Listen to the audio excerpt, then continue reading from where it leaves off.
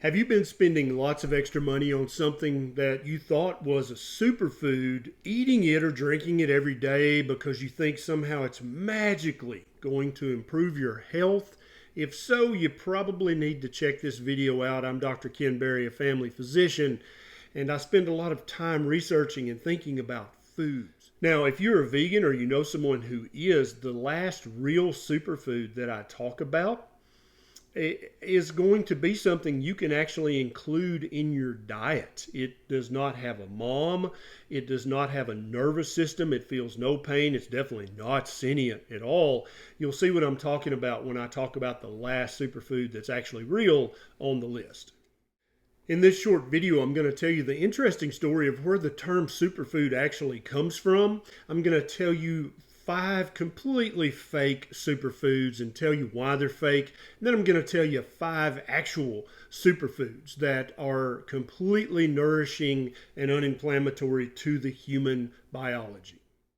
So first, the story of where the term superfood came from. So back early in the 1900s, the United Fruit Company was just starting to really import lots of bananas into the United States. And they tried to talk about how convenient they were. They tried to talk about how easy they were to eat. That didn't really catch on. So then they started paying doctors and medical organizations like the American Medical Association to say that bananas had medicinal qualities, that they were so nutrient dense that they were a superfood. The American Medical Association at one point actually said that bananas would cure celiac sprue, which is caused by a gluten allergy. But hey, you know, that's not the first or the last time that the AMA screwed up. So basically, the term superfood was a marketing term to sell lots of bananas. Now, if you've watched any of my other videos on YouTube, you know that bananas certainly ain't a superfood. They're basically just a big sack of yellow sugar, and they have a tiny bit of minerals and vitamins, but not much at all. So what other food companies quickly learned from the United Fruit Company was that the term superfoods equals super sales. And also you get to charge a lot more money for it. And I'll talk about that when I get to the list of fake foods. So for the purposes of this video, instead of using the term superfood as a marketing term or a sales term, let's actually give it a definition. My definition of a superfood is a food that is nutrient dense, is ancestrally appropriate, meaning humans have eaten it for a long damn time, is rich in amino acids, fatty acids, vitamins, and minerals, all of which are essential. We need all those or we'll get sick, we'll suffer, and we'll die. Also, these foods are, the nutrients in them are highly bioavailable and bioabsorbable, meaning they're not locked up by oxalates or lectins or phytates.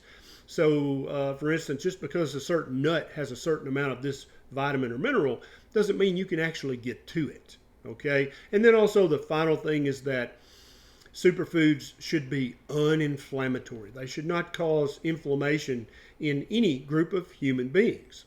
So, and now let's go ahead and talk about the 5 fake superfoods, okay? Number 1 on this list is whole grain anything, whole grains, right?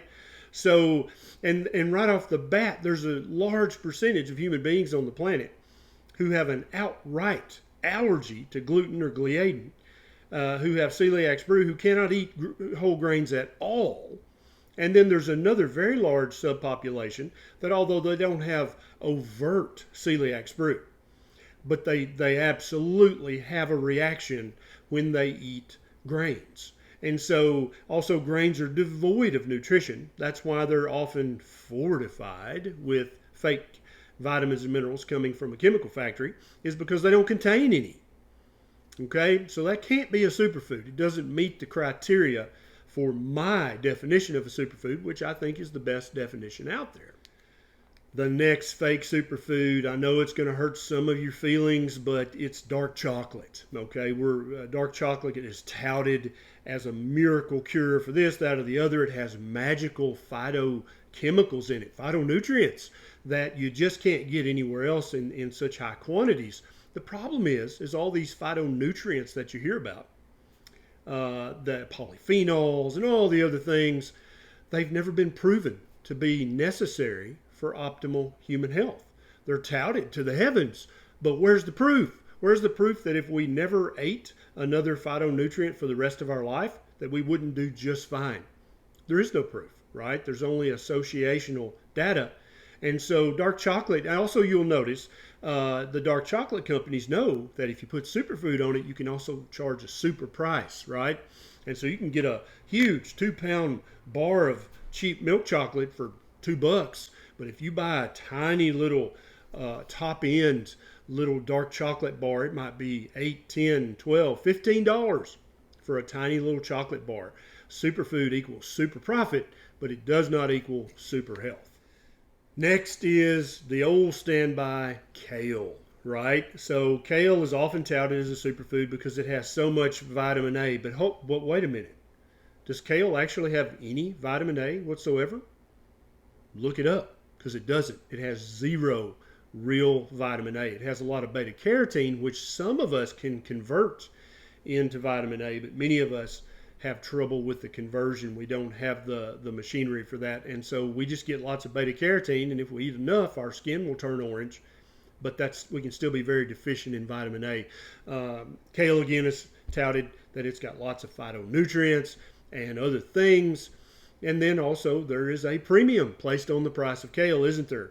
Actually, kale, if it were sold at its true market value, the grocer would pay you to take it home and eat it. By talking about this next superfood, I know I'm going to step on some toes. I apologize in advance, but not really.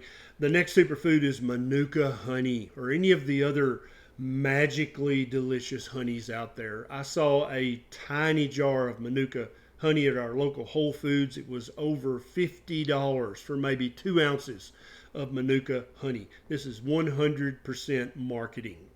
Honey of any variety, from the cheapest honey that's been cut with corn syrup all the way up to the most premium expensive honey on the planet, is sugar and water. That's what it is. It spikes your blood sugar and your insulin. There's nothing magical about honey. It's not a superfood. The next superfood that you see touted all the time is pomegranates, or pomegranate juice, right? Palm wonderful. Yeah, the profits are wonderful, that's for sure. So when you actually look up the nutrition information about pomegranate juice, you're like, wait, did I miss something? Because this doesn't look very super. It just looks like a lot of carbohydrates, a few phytochemicals that may or may not be proven someday to actually be beneficial for the human organism.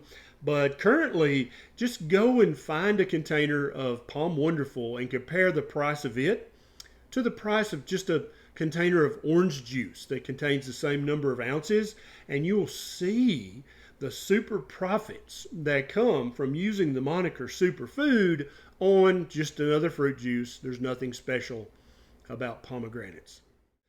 Now, I've included a link down in the show notes where you can actually look up the nutrition information for all 10 of these foods I'm going to talk about. So don't take my word for this. If you're like, bullshit, I know that kale is a superfood, or Manuka honey, or whatever, go to this database, look up whatever you think a superfood is, and then compare it to any one of the 5 superfoods that I'm about to tell you about that actually are superfoods for human beings. The number one superfood that actually is a superfood by my definition is eggs, with the yolk definitely included. If you look up the nutrition information for an egg that came from a chicken that was allowed to pasture and eat bugs and worms and grass and seeds, the things that chickens love, maybe even a snake or two, the nutrition quality, the density of that egg yolk is just off the charts. And you can see this if you take the time to look it up in the database that I linked to. You almost can't do better than egg yolks. Everybody likes the taste of them. Virtually no one is allergic to an egg yolk. And this includes chicken eggs, of course, but also duck eggs, goose eggs, quail eggs. The egg from any bird, the yolk of that is a superfood. It just can't be argued.